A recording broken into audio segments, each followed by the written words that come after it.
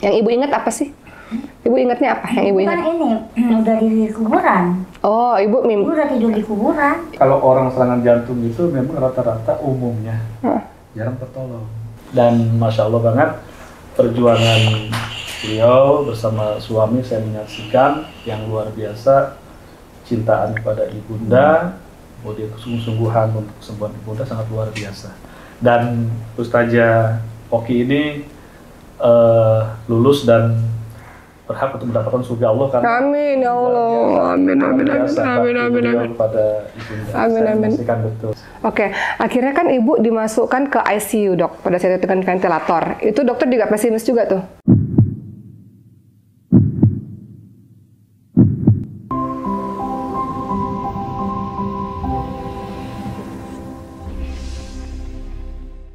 Baik, Assalamualaikum warahmatullahi wabarakatuh. Waalaikumsalam warahmatullahi wabarakatuh. Masya Allah, Alhamdulillah hari ini senang banget karena hari ini di Talk About di podcast saya kedatangan Dr. Mulyana dan juga ada ibu saya. Yeay.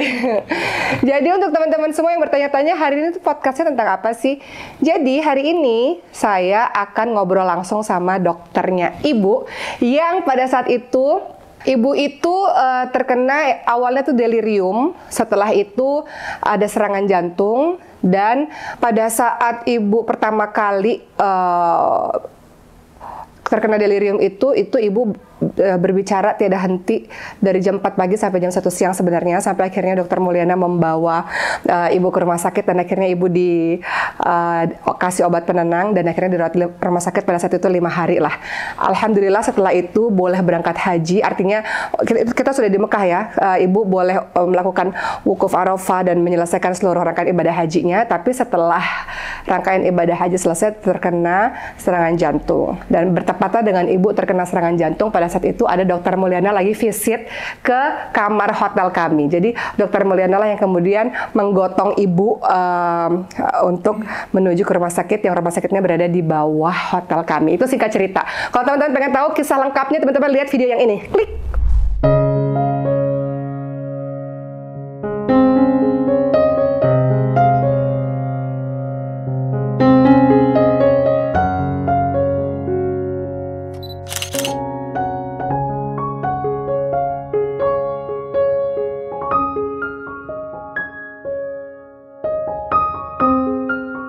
Kematian itu sangat dekat.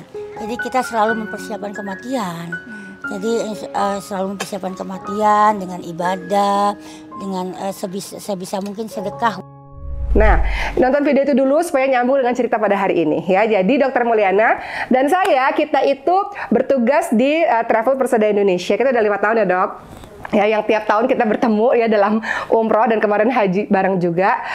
Dokter tentu saja tugasnya untuk melayani atau mengobati para jemaah. Saya bertugas untuk memberikan ceramah untuk para jemaah. Nah dok, kita mau ingat kejadian setahun yang lalu dok. Karena kan sekarang ibu dalam keadaan baik kan dok. Nah sebelum saya bertanya-tanya tentang kejadian 1 tahun yang lalu, dokter sehat kan? Alhamdulillah. Dokter ngeliat keadaan ibu sekarang gimana dok? Masya Allah, terasa mimpi Ustazah. Mimpi ya? Iya. Gimana dok? Karena kan kemarin kita baru umroh, baru banget umroh. Kita umroh tanggal 18 Mei sampai 30 Mei 2024, dokter juga ada, saya juga ada, ibu juga ada. Dan gimana dok, lihat keadaan ibu yang sekarang dok? Masya Allah, saya merasakan ini seperti mimpi melihat ibu yang sekarang luar biasa, malah tambah muda ya. Masya Allah, karena selama dirawat di sana itu waktu haji, Masya Allah banget. Kalau secara medis saya pun juga menilainya ini sepertinya agak berat untuk bisa seperti sekarang ini. Tapi alhamdulillah mujizat dan luar biasa yang akhirnya sampai sekarang ibu masih sehat panjang umur ya. Saya tadi berbicara pada beliau bahwa doa ibu mustajab buat anak. Doa anak ternyata mustajab juga buat orang tua, buat ibu. Karena saya menyaksikan beliau bagaimana kesungguhan itu berdoa tawaf hampir tiap waktu, khusus untuk kesembuhan ibunda. Masya Allah. Saya jadi merasakan juga nih, sebagai ibu saya juga jadinya. Karena kenapa? Waktu dirawat itu yang pertama di Mekah. Jadi ibu dirawat 2 kali ya teman-teman semua ya. Haji tahun lalu. Pertama itu kita bawa dari hotel ke rumah sakit. Nah, udah tiba di rumah sakit, ibu nggak mau turun. Iya. Setelah 9 jam nangis marah, nggak mau turun. Akhirnya saya bisik-bisik, saya bopong ya. Saya bopong tuh. Ibu ingat itu waktu ibu nggak mau turun, nggak tahu kenapa ibu nggak mau turun itu. Iya. Nah, akhirnya saya bopong tuh ya. Alhamdulillah, saya pun juga punya kekuatan yang kayaknya kalau bukan karena dari Allah mah nggak kuat nih. Ternyata luar biasa. Dan masya Allah banget perjuangan beliau bersama suami, saya menyaksikan yang luar biasa cintaan kepada ibunda, kemudian kesungguh-sungguhan untuk kesembuhan ibunda sangat luar biasa. Dan Ustazah Oki ini lulus dan berhak untuk mendapatkan surga Allah karena Amin ya Allah. Amin amin amin amin amin amin. Kepada ibunda. Amin Saya amin. menyaksikan betul. Amin amin amin amin. Ujian luar biasa. Kalau menurut saya ujian seorang anak dari orang tua. Biasanya anak-anak kan suka nyerah kali Masya ya. Allah. Suka nyerah aja dengan keadaan. Tapi itu kan Yogi yakin ya. Luar biasa. Nggak Saya nyerah. nggak pernah melihat ada keluh kesah atau sedikit pun beban yang oleh beliau. Saya betul-betul menyaksikan dari awal sampai akhir itu luar biasa. Ini pelajaran buat saya. Kadang saya kalau lihat ibunda saya sakit ya kadang bagaimana ya, masih ada urusan dulu ke sana ke sini. Nah, saat ini insya Allah saya akan ikut beliau sebagai seorang teladan saya bagaimana bakti kepada seorang ibu. Beruntung punya anak seperti beliau. Amin, amin, amin. Jadi dok, saya ingat banget ya teman-teman semua. Jadi pada saat itu saya memberikan SMS atau pesannya kepada Dokter Mulyana, dok tolong dong visit ke kamar gitu karena ibu pesen pada saat itu ibu jantungnya udah berdebar-debar, pengen divisit sama dokter. Bertepatan banget dokter datang, dokter ketuk pintu itu, nah bertepatan ibu mulai serangan jantung. Inti jantung.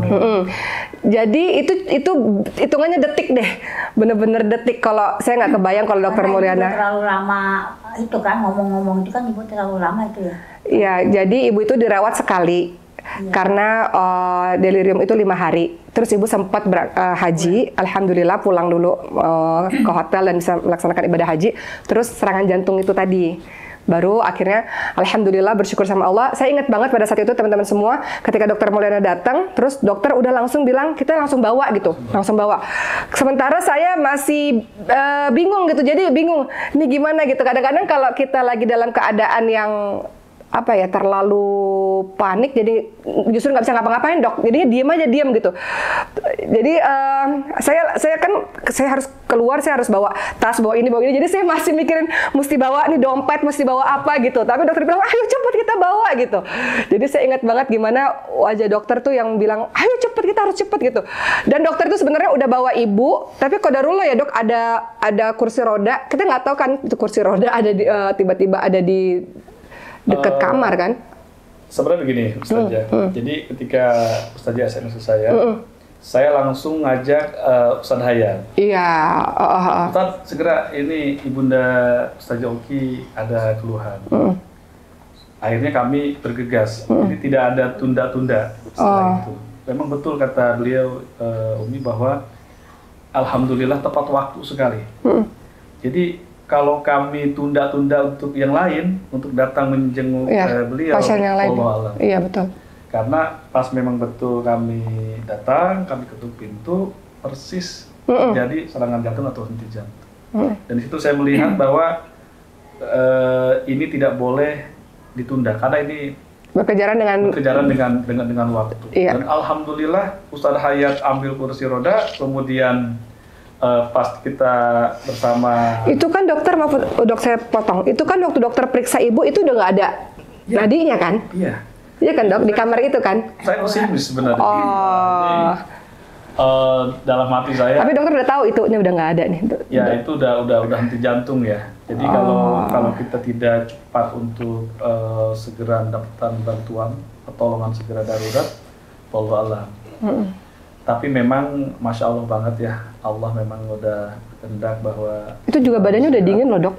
Itu sudah semua sudah. Itu apa sih dok yang terjadi sebenarnya? Itu udah, kalau ibu ngomongnya, kayaknya ibu udah mati suri nih kalau sekarang ibu ngomongnya gitu.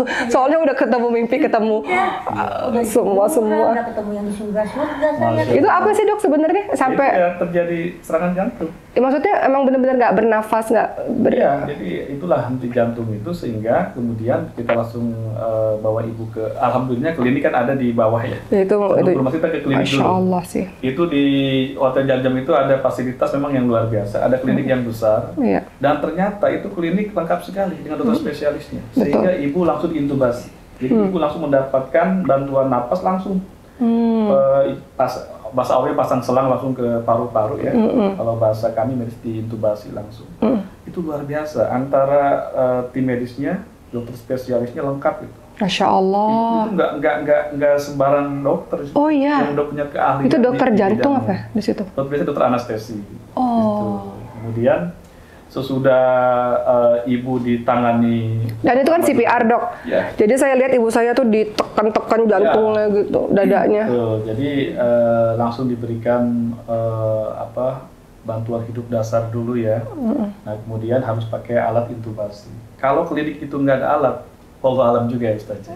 Oh. Sangat cepat. Itu luar biasa. Jadi antara informasi ke kami, terus kami langsung datang ke kamar, kemudian kami melihat kondisi ibu dan langsung kita evakuasi ke klinik, gitu kan? Langsung kita bawa ibu ke klinik. Kliniknya di bawah itu kamar kita. bertepatan sekali. Kalau klinik itu jauh atau rumah sakit, ya Allah alam. Allah alam. Karena untuk memindahkan ibu ke satu tempat lain itu kan butuh waktu. Dan alhamdulillah banget kita sekali lagi bersyukur bahwa di Hotel Jam itu ada klinik besar. Zam-Zam Tower yang depan. luar biasa Zam-Zam Tower itu. Sehingga setelah penanganan awal itu tertangani semua, ibu sudah terpasang intubasi atau selang langsung ke paru-paru ibu. Sudah cukup terbantu, akhirnya barulah dievakuasi ke rumah sakit. Iya, rumah sakitnya pun bersebelahan dengan Zam-Zam Tower. Ya, dia ada di bawah, Iya. di lantai dasar, dan kita, ya mohon maaf ya, artinya kadang kalau saya ingat itu suka ada ketawanya juga, karena kenapa? Jadi kita mindahin ibu dari klinik ke rumah itu melewati orang lagi pada belanja, Umi. Iya, kita pakai ibu kan ini videonya nih ya. Jadi ibu didorong udah baring udah pakai itu pakai apa sih dok? Pakai Itu alat itu intubasi. Oh, didorong semua orang lagi belanja kita dorong ibu sampai akhirnya ke ICU ya dok ya. Ya, karena rumah sakit itu memang melewati Pusat perbelanjaan. Pusat perbelanjaan. Iya. Yang luar biasa. Jadi Cepat lagi dorong tuh, kayak lari gitu ya, dorongnya lari. Iya, ibu lihat videonya ya. Ibu kan nggak sadar. luar biasa. Itu tim medisnya sangat hebat. Iya dok ya. Sangat luar biasa Ustazah. Oh. Jadi bayangkan ketika ibu harus butuh bantuan secepatnya, bantuan hidup dasarnya itu, ternyata saya juga nggak menyangka kalau ternyata ada alat intubasi juga. Wow. Ada alat yang langsung dimasukkan ke saluran pernapasan ibu ya, yang luar biasa. Ketika itu saya, wah alhamdulillah, mudah-mudahan ini.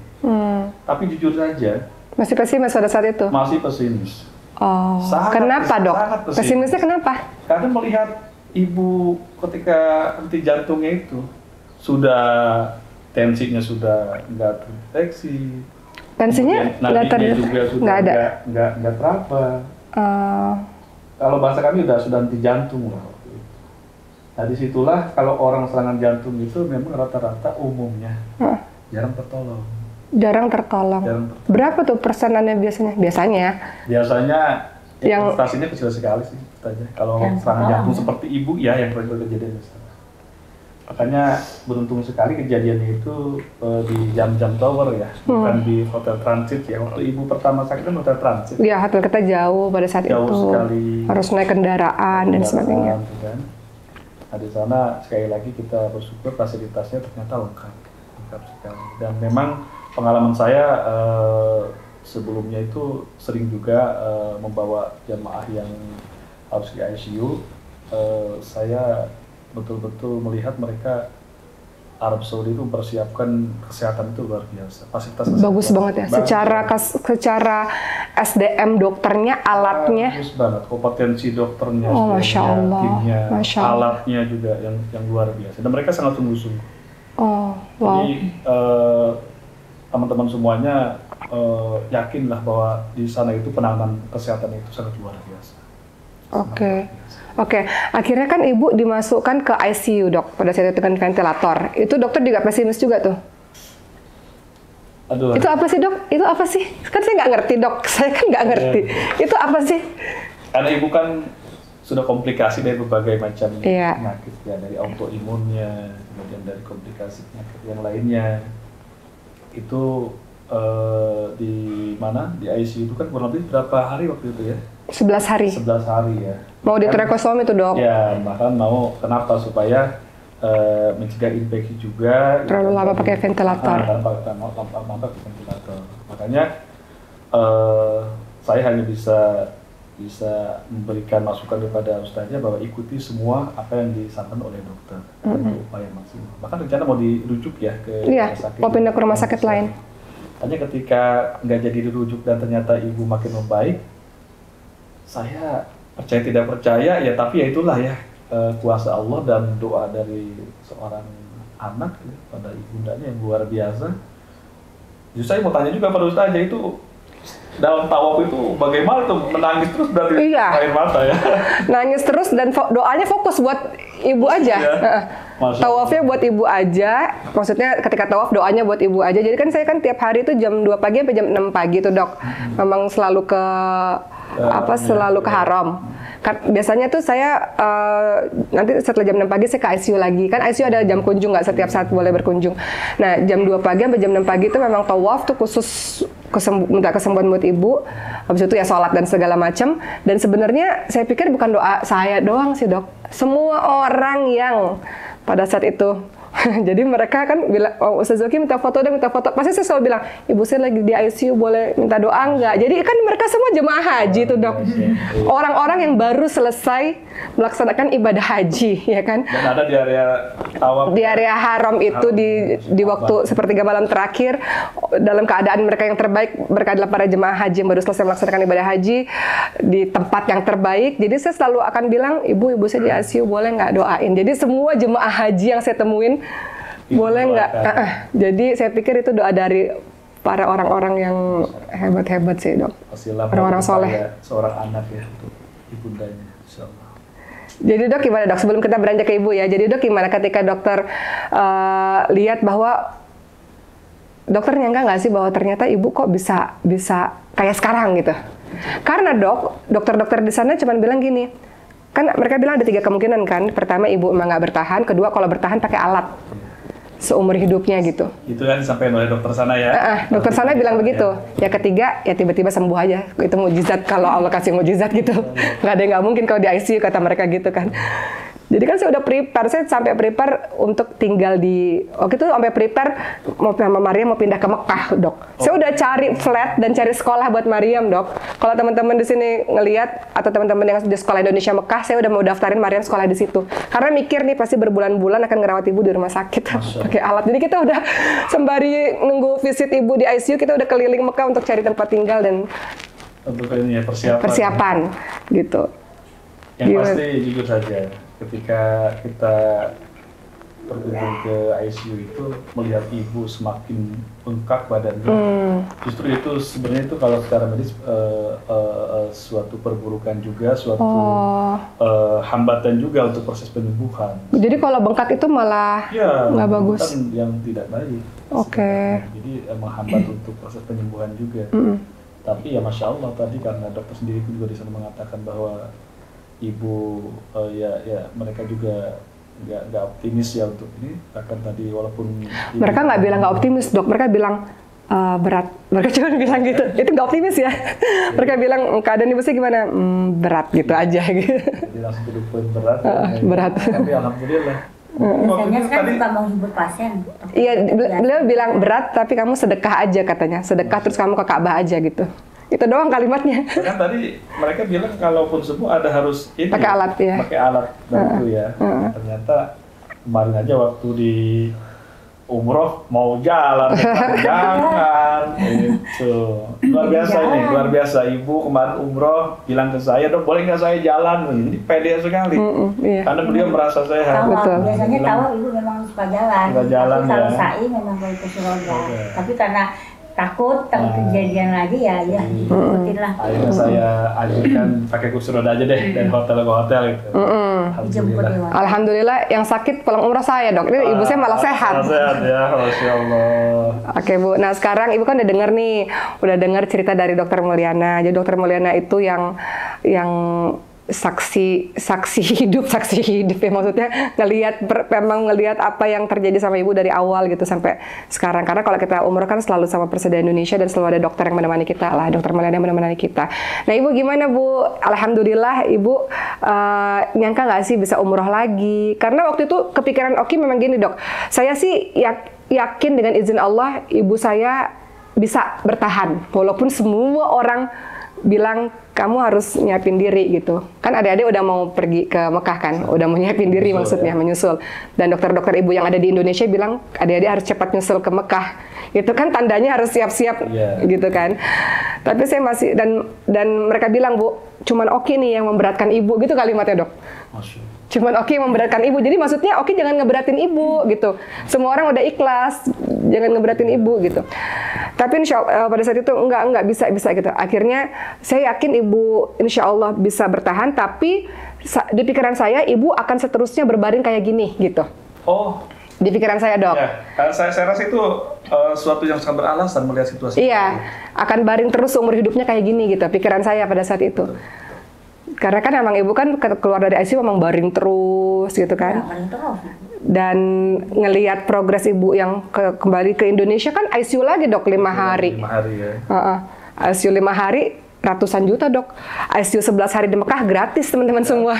Itu di Masya Allah. Di Arab Saudi itu Mekah Madinah itu semua gratis. Hebat Masya Allah. Luar biasa. Ibu kalau di Indonesia Udah banyak. dia bisa pelkair satu. Iya benar. Ini aja 5 hari di ICU di Indonesia udah bisa beli. Portugal satu. Makanya waktu itu kita juga sempat, ini berapa nih biaya tagihannya? Ini agak flashback dikit ya teman-teman semua. 11 hari di ICU Kota Mekah udah mikir nih, aduh gimana ini udah berapa M nih istilahnya gitu kan. Tiba-tiba pulang aja Dok. Nggak usah ngisi, nggak usah administrasi apa-apa. Langsung pulang dikasih obat gratis. Wah, hebat nih. Luar biasa jemaah haji itu hebat. Tapi saya ingin menyampaikan pada teman-teman semua, gimana saya ngelihat ibu tuh dari yang baring terus berprogres, akhirnya bisa belok ngadep kanan, ngadep kiri, akhirnya belajar duduk, kan pakai fisioterapi kan Dok, sampai akhirnya pelan-pelan bisa jalan. Nah akhirnya ya sekarang alhamdulillah kayak gini. Ibu gimana? Alhamdulillah Ibu, kalau kata orang kan Ibu dikasih kesempatan hidup yang kedua. Gimana tuh Bu? Coba cerita sama kita Bu. Ya itu seperti hidup yang kedua. Orang ibu kemarin merasa udah memang meninggal. Yang Ibu ingat apa sih? Ibu ingatnya apa yang Ibu ingat? Kan ini udah di kuburan. Oh, Ibu Ibu udah tidur di kuburan. Itu yang Ibu rasain. Coba cerita Bu. Iya, Ibu kan udah tidur di kuburan. Memang betul-betul sendiri. Oke. Maksudnya kan kuburan itu sebenarnya ada tetangganya. Tapi kan Ibu nggak ada tetangganya. Betul-betul sendiri.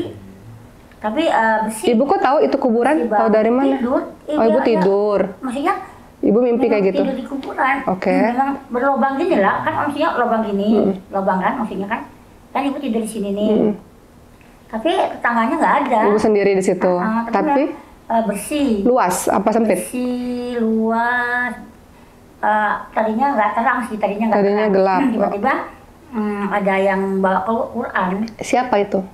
Nggak tahu. Nggak tahu. Ininya nggak ada.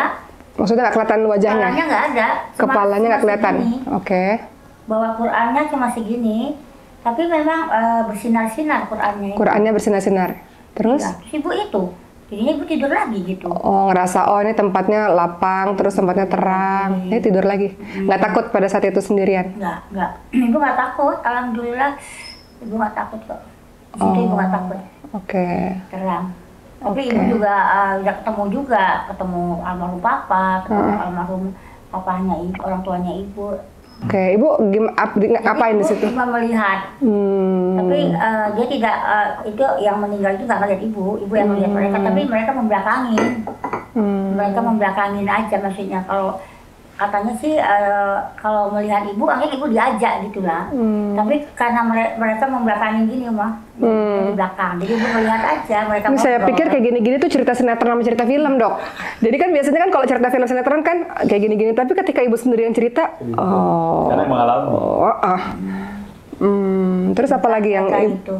Mereka papanya Oki kan, terus orang tuanya ibu juga, ponakan. Di surga pada senang-senang gitulah. Surga senang gitu. Tapi karena ibunya nggak diajak, jadi ibu nggak ikut. Ibu nggak diajak sama mereka ceritanya. Dulu juga orang tuanya ibu juga lagi koma-koma tuh dibilang udah diajak katanya gitu. Orang tuanya saya juga udah pernah koma kan. Terus bilang udah diajak tuh sama sama yang meninggal itu, jadi ikut gitu lah. Kayaknya gitu karena ibu nggak melihat. Jadi kan ibu nggak diajak. Kalau ibu udah diajak, ya udah meninggal ibu. Dok, saya kalau mau nanya sih sama dokter, waktu ibu koma itu kan saya baca Quran, Dok. Terus ibu tuh nangis.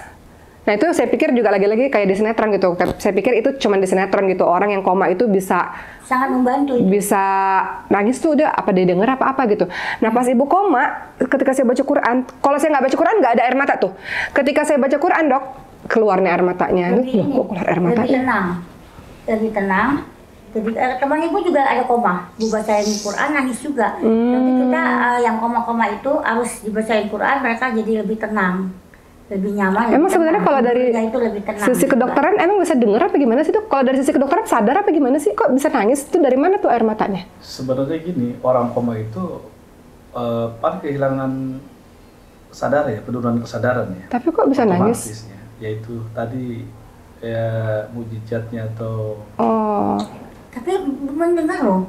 Tapi ibu maksudnya ibu nggak akan sadar. Enggak, maksudnya orang tua ibu juga waktu di lagi koma di ngajiin kita bimbing ngikut. Ya Allah ngikut sih. Nah, maksudnya bukannya koma itu kupingnya masih bekerja dong, enggak? Jadi ada tingkatan. Ya, ada tingkatan. Kalau yang komanya memang sudah tidak ada respon, ya pasti semua juga tidak ada respon. Tapi kalau yang komanya atau tingkat tingkat kesadaran itu kan, tingkat kesadaran orang itu kan sampai koma itu ada tingkatannya. Iya. Ada orang yang bawaannya pengen tidur terus, kalau dibangunin dia baru ada respon. Oke. Kalau enggak dia seperti tidak sadar. Tapi kalau yang koma itu ya sudah memang tidak ada. Kalau ibu komanya ngantuk berat. Ngantuk banget gitu lah. Ibu ngantuk berat itu ketika beberapa hari kemudian. Hari pertama, kedua, ketiga itu masih benar-benar nggak bereaksi. Tapi berjalannya waktu, jadi ibu tuh hari kelima, hari keenam, ibu tuh cuma ngeliat gini ke atas, nggak ngikutin. Oke ada di sini matanya nggak ngikutin. Emang kayak gitu ya, Dok ya? Dia nggak ngikutin, dia cuma ngeliat ke atas. Habis itu ini aja gitu, bengong kayak gitu. Setiap dibacain Al-Quran pasti keluar air matanya. Air matanya keluar. Itu Umi nggak ini ya, nggak dengar sedang dibacakan. Dia ini aja, maksudnya lebih enak. Lebih aja. Tenang ya. Makanya tenang aja, lebih tidurnya tuh lebih pokoknya maksudnya tenang banget. Jadi teman-teman semua, saya itu ini menarik juga nih. Ini kalau teman-teman punya kejadian satu hari nanti ya, kita nggak pernah tahu ya, tiba-tiba ketika teman-teman umroh atau teman-teman haji kemudian terjadi sesuatu dan masuk ke ICU itu, karena orang-orang yang kejadiannya di Haram pasti akan masuknya ke situ karena itu rumah sakitnya di depan Masjidil Haram.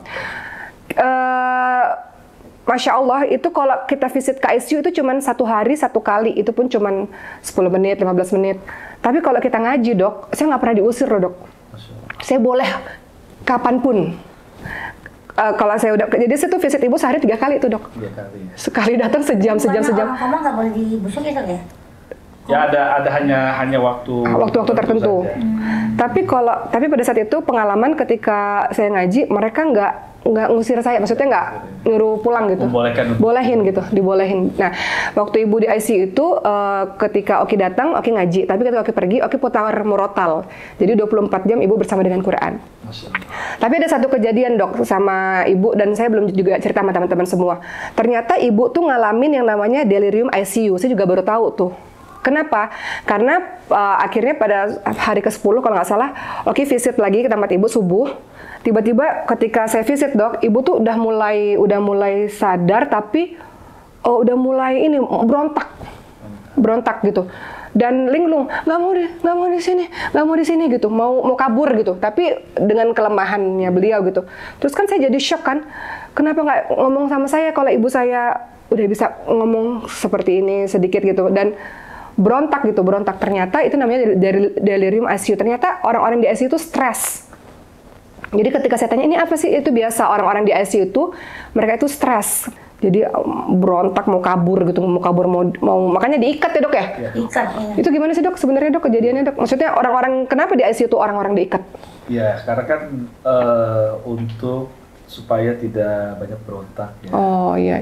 Sementara kan di dalam tubuh ibu kan banyak terpasang alat-alat medis. Iya. Jadi dari koma karena ibu ada perkembangan kemajuan yang bagus kesehatannya, jadilah tingkat kesadaran itu jadi delirium. Jadi delirium nanti jadi sadar penuh. Oh gitu. Jadi begitu. Jadi memang betul sekali kata Ustazah 1, 2, 3 hari itu nggak ada respon sama sekali. Iya. Itu namanya betul koma. Kemudian upaya-upaya medis, alhamdulillah upaya doa sehingga ibu ada kemajuan pemulihan proses pemulihan. Sehingga tadi ibu merasa ini di mana linglung. Iya dok, linglung tuh karena baru sadar tadi. Iya betul. Menuju kesadar penuh. Jadi ada prosesnya. Jadi memang luar biasa. Betul yang dikatakan oleh tim medis ya, yang tadinya mau dirujuk ternyata kemajuannya bagus. Tadinya mau saya udah tanda tangan dok. Ini harus bolongin lehernya ya, karena nggak bisa ventilator 11 hari ini bahaya nih. Udah tanda tangan mau siap-siap mau dipindahin.